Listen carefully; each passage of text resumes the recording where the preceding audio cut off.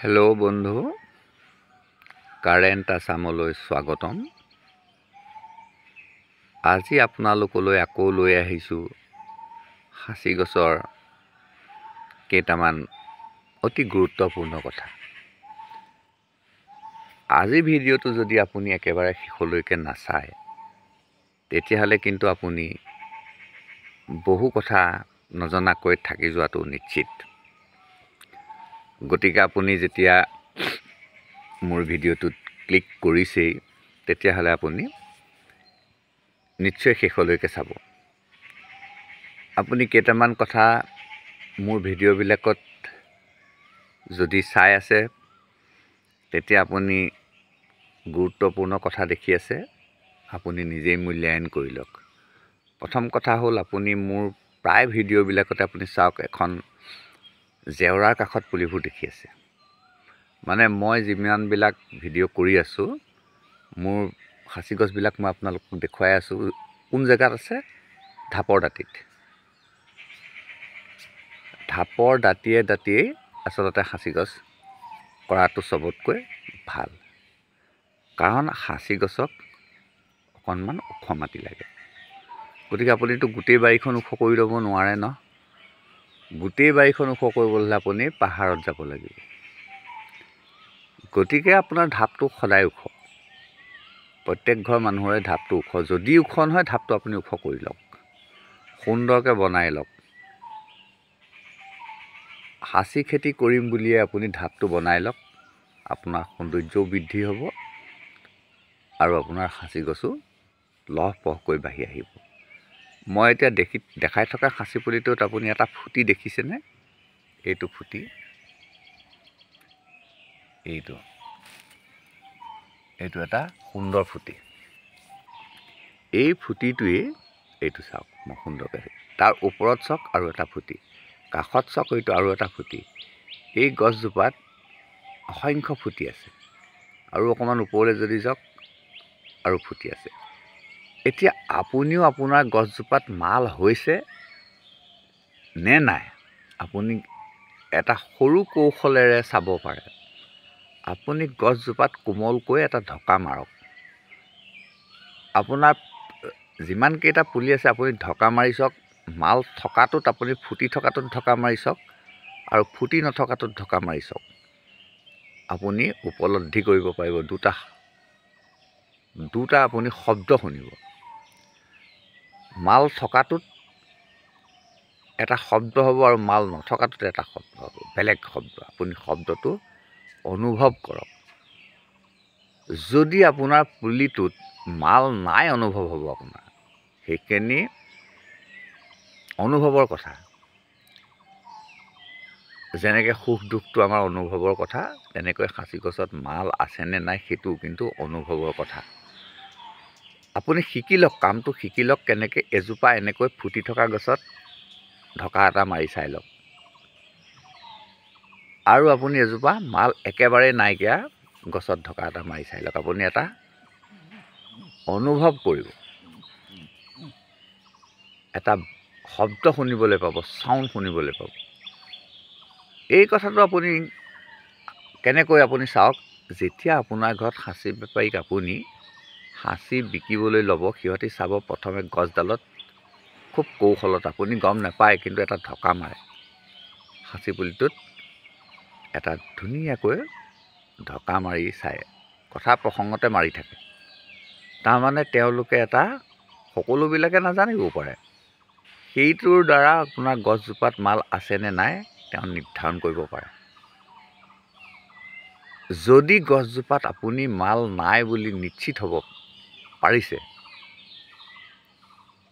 এইসোপা চাওক, সাংঘাতিক ধৰণে ইয়াত মাল ধৰিছে। এইজোপা গছত ইমানেই মাল হ'বগৈ। কম বাৰু লাহে লাহে। এতিয়া হ'ল, যদি মাল নাই বুলি আপুনি অনুভৱ কৰিছে, তেতিয়া সেই গছজোপাত যদি 4 ফুটমান গোলাই হৈছে, মোৰ ক'বলৈ ইচ্ছা নাই যদিও মই কৈছোঁ, তেতিয়া আপুনি সেই গছজোপাত গজাল মাৰি দিয়ক। যদি মাল নাই, কিন্তু গছজোপা ডাঙৰ হৈছে, তেতিয়াহ'লে সেইজোপাত আপুনি গজাল মাৰি দিয়ক। কেইটা মাৰিব? গছজোপাত যদি গোলাই 3 ফুট হৈছে, আপুনি 5 কেজি গজাল মাৰি দিয়ক। আপুনি নিশ্চয় আচৰিত হৈছে। আপুনি 5 কেজি গজাল মাৰি দিয়ক। সেই 5 কেজি গজাল কিন্তু আপুনি বজাৰৰ পৰা কিনি আনিব নালাগে। আপুনি 5 কেজি গজাল কিনিবলৈ গ'লে 480 টকা ভৰিব বা 500 টকা ভৰিব। আপুনি ইমান ধৰিব নালাগে। আপুনি চাটাৰিং কৰা, যিবিলাক মানুহে চাটাৰিং দিয়ে, সেই মানুহবিলাকৰ ঘৰত গৈ আপুনি বেয়া গজালবিলাক, তেওঁলোকে যিবিলাক ৰিপেয়াৰিং কৰোঁতে উঠাই পেলাই দিয়ে, তাৰ পৰা আপুনি গজালখিনি সংগ্ৰহ কৰক। বহুত গজাল পাব। মানে চাটাৰিং কৰোঁতে কমেও তেওঁলোকে 20-25 কেজি গজাল ব্যৱহাৰ কৰে। আকৌ ৰিপেয়াৰিং কৰোঁতে তাৰ পৰা তেওঁলোকে সেই গজালবিলাক উলিয়াবলগীয়া হয়। আৰু সেই গজালবিলাক তেওঁলোকে পুনৰ ব্যৱহাৰ নকৰে। সেই গজালবিলাক আপুনি সংগ্ৰহ কৰি আনি আপুনি গছজোপাত মাৰি দিয়ক। কেনেকৈ মাৰক? গজালখিনি আপুনি নিমখ পানীত 1 কেজি নিমখ দি ডুবাই ৰাখক। নিমখ পানীত গজালখিনি কিছুদিন ডুবাই ৰাখক। আপোনাৰ কথা কিমান দিন আপুনি ডুবাই ৰাখিব। আৰু একেদিনাই বা 2-3 দিনৰ ভিতৰত আপুনি সেই এজোপা গছতে মাৰক। গোটেই 5 কেজি গজাল মাৰি দিয়ক। তাৰপিছত চাব আপোনাৰ সেই গছজোপাত মানে ফাংগাছ লাগি যাব নিশ্চিত। কিন্তু সেইটো কৰিবলৈ মোৰ ইচ্ছা এই কাৰণেই নাই যে যিবিলাক বেপাৰীয়ে কিন্তু আমাৰ পৰা গছ উঠাই থাকে, সেই বেপাৰীবিলাক কিন্তু আমি যেনেকৈ খাচী গছবিলাকত উচিত দাম নাপাওঁ, তেওঁলোকেও কিন্তু উচিত দাম নাপায়। উচিত দাম পায় কোনে? উচিত দাম পোৱা মানুহখিনি আছে হোজাইত। কাৰণ এইখিনি ৰ মেটেৰিয়েল। এওঁলোকে মালখিনি আমাৰ পৰা উঠাই নিব। উঠাই নি তেওঁলোকে প্ৰথমে দা মাৰিব। দা মৰাৰ পিছত আপোনালোকে গম পাইছে সেইখিনি বাংডাং হ'ল। বাংডাং কৰি লয়। বাংডাং কৰাৰ পিছত আপোনাৰ বটালি মাৰে। বটালি মৰাৰ পিছত তেওঁলোকে বগা অংশ, যিমানখিনি বগা অংশ থাকে সমূলঞ্চে উঠাই দিয়ে। দি একেবাৰে ক'লা মালখিনি ৰাখি দিয়ে। বটালি মাৰোঁতে যিখিনি চুই ফুলাই, মানে চুচ বুলি কৈছোঁ আপোনাক, যিখিনি চুচি থাকোঁতে যিখিনি ওলায়, সেইখিনি কেজি হিচাপে বিক্ৰী হৈ যায়। আৰু যিখিনি একেবাৰে ক'লা মাল উলিয়াই দিয়ে নহয়, সেইখিনিৰ 100 গ্ৰামৰ দামেই 2 লাখৰ পৰা 3 লাখলৈ হয়। 100 গ্ৰামৰ দাম। সেইটো কিহৰ ওপৰত নিৰ্ভৰ কৰে? সেইটো কালাৰ আৰু ৱেট আৰু সিহঁতৰ মানদণ্ডটো নিৰূপণ হৈ যায় সেইখিনিতে। কিন্তু এই গজাল মৰাৰ মালখিনি যেতিয়া লৈ যাব, সেই বেপাৰীজনে কিন্তু ঠগ খাব। কেলে? সেই গছজোপাত আপোনাক দিব নলগীয়া দাম দি দিব। এই মই দেখাই থকা পুলিটোৰ দৰে যদি আপুনি আৰ্টিফিচিয়েলকৈ বনাইছে, ইয়াত 200 গ্ৰাম মাল মিনিমাম, এই 2টা ফুটাতেই তেওঁলোকে হয়তো 200 গ্ৰাম মাল উলিয়াব। 200 গ্ৰাম মাল উলিয়াবলৈ যাওঁতে তেওঁলোকে যদি গছজোপা বয়সীয়াল হয়, লাখ টকা তাতে সোমাই আছে। কিন্তু খৰচ পৰে। আমি পোনপটীয়াকৈ গছ এজোপাত যেতিয়া 2 লাখ টকা পাম, এজোপা গছত যেতিয়া আমি 2 লাখ বা 3 লাখ টকা পাম, তেতিয়া সেই গছজোপাত আকৌ 2 লাখ বা 3 লাখ খৰচ আছে।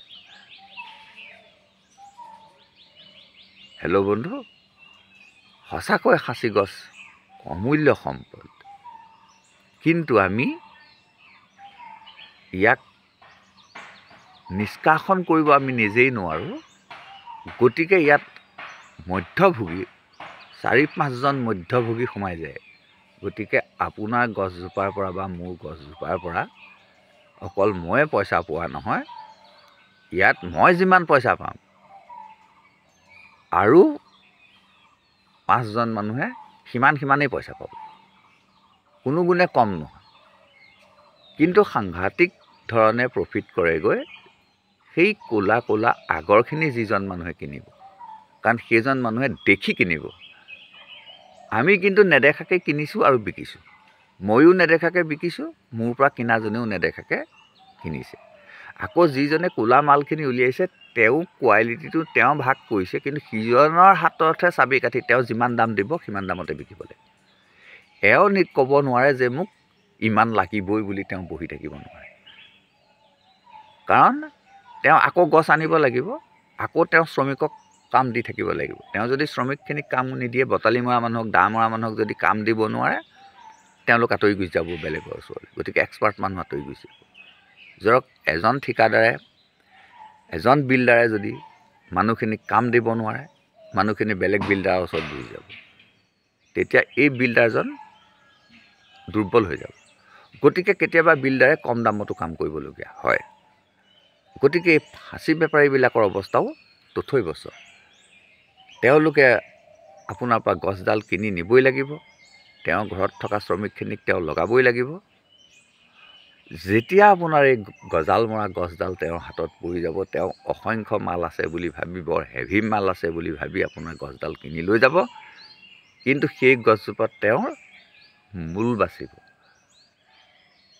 সেইকাৰণে মই কওঁ নকওঁকৈ কৈছোঁ যে এজন খাটি খোৱা বেপাৰীক কিন্তু আমি এটা ব্ৰহ্ম ঠগন দিবলৈ গৈ আছোঁ। গতিকে আপোনাৰ বিচাৰ্য বিষয়, আপুনি গছজোপাত গজাল মাৰি মাল বনাব নে নবনাব। আৰু নবনালেও আপোনাৰ গত্যন্তৰ নাই, কাৰণ আজিকালি ইনকুলেশ্যন কৰিবৰ কাৰণে মানুহ আপুনি মাতি আনিব পাৰে, আপোনাৰ গছডাল ইনকুলেশ্যন কৰিব। ইনকুলেশ্যন কৰিলেও কিন্তু এই গজাল মৰা নিচিনাহে মালটো হয়। গজাল মাৰিলে যিটো মাল হ'ব সেইটো মালহে হ'ব, তাত কেতিয়াও এই পোকে খোৱা মালটো নহয়। কিন্তু তাত আপোনাৰ প্ৰচুৰ অৰ্থব্যয় হ'ব। এজোপা গছত আৰ্টিফিচিয়েল কৰোঁতে 2000ৰ পৰা 10,000 টকালৈকে খৰচ কৰিব পাৰে, কাৰণ ইনকুলেশ্যন কৰা মানুহকেইজনে আপোনাৰ ঘৰত 3বাৰমান আহিব লাগিব, 3বাৰমান ইনকুলেশ্যন কৰিব। কৰিবলৈ যাওঁতে যেতিয়া আপোনাৰ 10,000 বা 15,000 গছজোপাত খৰচেই হ'ব, যদি গছডাল মৰি যায় তেতিয়া কি হ'ব? যদি গছডাল আপোনাক বিকিব নোৱাৰে আপুনি, তেতিয়া কি হ'ব? ইনকুলেশ্যন কৰাকেইজনেতো নিকিনে, তেওঁ আপোনাৰ কামটো কৰিহে দিব, আৰু কৰাৰ এবছৰৰ ভিতৰতে আপুনি গছডাল বিকিব লাগিব। যদি নিবিকে, গছডাল যদি মৰি যায়, তেতিয়া আপোনাৰ গছডালত 15,000 লষ্ট হৈ যাব। গতিকে এই সকলোখিনি আপোনাৰ বিচাৰ্য। আপোনাক ধন্যবাদ জনাইছোঁ, কাৰণ আপুনি শেষলৈকে মোৰ ভিডিঅ'টো চাইছে। এতিয়া আপোনাক মই এয়া দেখাই আছোঁ। মোৰ ভিডিঅ'বিলাকত আপুনি আৰু এটা কথা লক্ষ্য কৰক, মোৰ কিন্তু কোনো ভিডিঅ'খিনিত মানে ভেজাল নাই, একদম পিয়'ৰ ভেজাল। ইয়াত কোনো নৃত্যৰ গীতৰ সমাহাৰ নাই। যদি শুনে আপুনি প্ৰাকৃতিকভাৱে এটা চৰাই মাত শুনিব, কাৰণ একেবাৰে নেচাৰেল। সাঁচি গছত মাল যেনেকৈ নেচাৰেলভাৱে হ'ব লাগে, মোৰ ভিডিঅ'বিলাকো নেচাৰেল। হেল্ল' বন্ধু, ভালেখিনি সময় হৈ গ'ল, আকৌ কালিলৈ আমি কথা পাতিম। আজিলৈ ইমানতে সমাপ্ত কৰিছোঁ। ধন্যবাদ।